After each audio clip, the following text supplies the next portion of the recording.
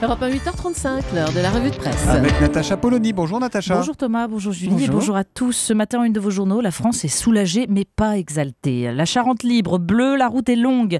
L'Indépendant, pas de samba au Maracana, le bien public qualifié sans panache. Et le Parisien, place aux choses sérieuses.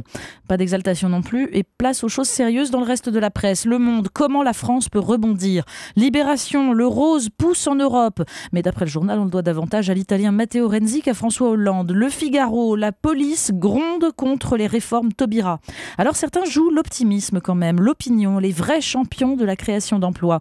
Le Nouvel Observateur, ces Français qu'on s'arrache à l'étranger.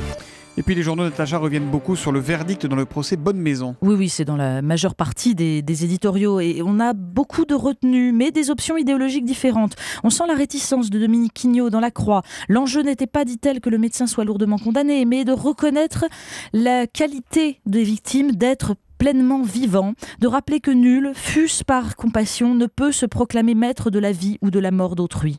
Mais comme l'écrit Philippe Vaucan dans Le Républicain Lorrain, Dieu étant mort dans la société contemporaine, le débat est revenu à hauteur d'homme. Pourtant, il souligne combien il faudrait se garder de considérer cet acquittement comme une délégation implicite d'euthanasie aux professions médicales. Tous, bien sûr, estiment qu'une révision de la loi Leonetti, bien que celle-ci fût très équilibrée, est désormais inéluctable.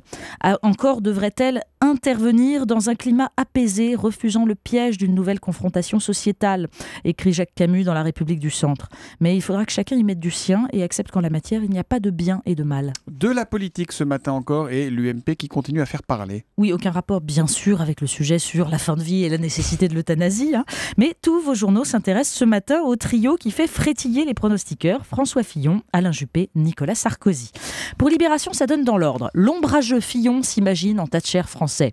Pour Alain Juppé, la posture de l'homme providentiel menacé. Et pour Nicolas Sarkozy, le parti passage obligé. Bon, pour le dernier des trois, qui selon le Parisien se voit en De Gaulle même, on entend comme un bruit de casserole. François Fillon, lui, se fait éparpiller façon puzzle par Jean-Louis Hervois dans La Charente libre. Jean-Louis Hervois qui raconte: François Fillon et Alain Juppé ont fait hier une première revue de chantier de l'UMP sur un mode personnel entre l'austère et le très austère. Fidèle à ce style rustique qui fait son charme, François Fillon a listé une série de mesures qui lui auraient garanti le succès dans un banquet de notaires de province. À bas les 35 heures et l'ISF, la retraite à 65 ans pour tous, de la rupture, de la vraie tout de suite, en clair, au boulot les Français. Un récent voyage à Londres, ajoute-t-il, semble avoir converti l'ancien gaulliste social au néo-thatchérisme.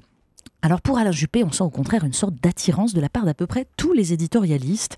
Sages, parfois trop sensibles même. Il devrait se méfier. Être le candidat des médias ne porte jamais chance. Même si on peut toujours revenir dans le point, DSK, lui, distribue les bons et les mauvais points, justement, en toute modestie. Gouvernement de Brel, 50 milliards d'économies dont la moitié est bidon. Et l'article conclut sur ce grand homme qui flotte en avion d'une conférence à l'autre, loin de cette toute petite France chagrine et gréviste à souhait. Bref, les épreuves ne changent pas les hommes, ni la presse. Il pourrait y avoir du changement, Natacha, dans les facs françaises. Oui, parce que si on s'intéresse à l'état de la France, il y a un sujet crucial relégué dans les pages éco et entreprises du Monde.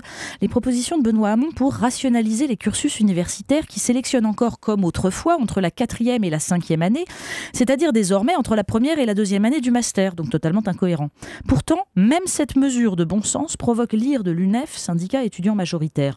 Et le président de l'université Paris-Dauphine conclut: la façon dont le système français est organisé est sidérante. La filière longue la plus connectée avec la recherche, la voie universitaire, est condamnée à accueillir ceux que les autres filières rejettent.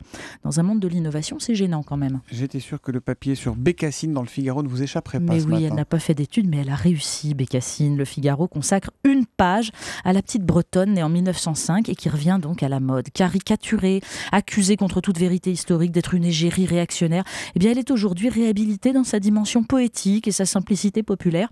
Et ça donne vraiment envie de la relire.